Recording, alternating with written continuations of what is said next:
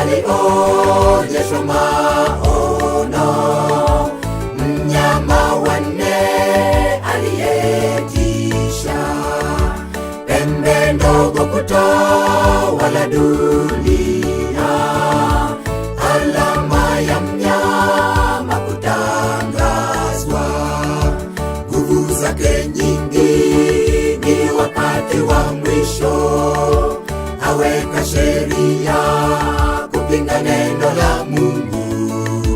Madhehebu yote sasa yanaunganishwa, dini na serikali zote kuongozwa naye, dini na serikali zote kuongozwa naye.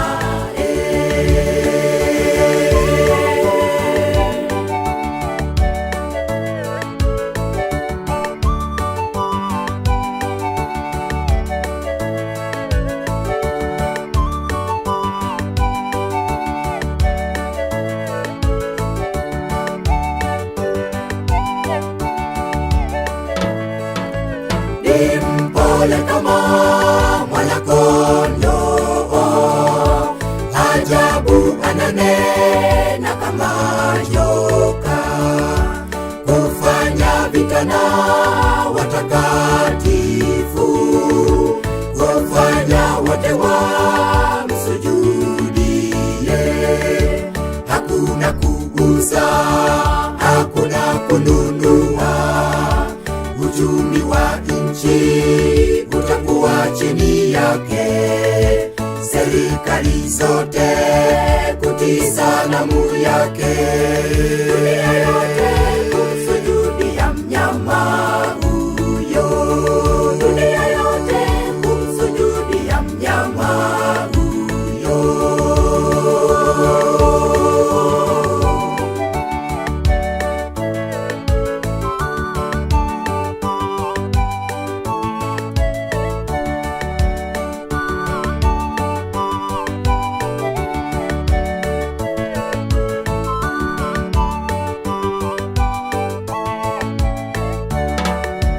Ujumbe wa mwisho umetolewa, kimbia Babeli, mwisho karibu, ghadhabu ya Mungu iko karibu, Mungu ameukumbuka Babeli. Ole wake mtu atakaye msujudu, ole atakaye pokea alama yake. Mbele kuna dhiki, lakini tujipe moyo, uwe mwaminifu watakufa, usiogope, uwe mwaminifu watakufa, usiogope.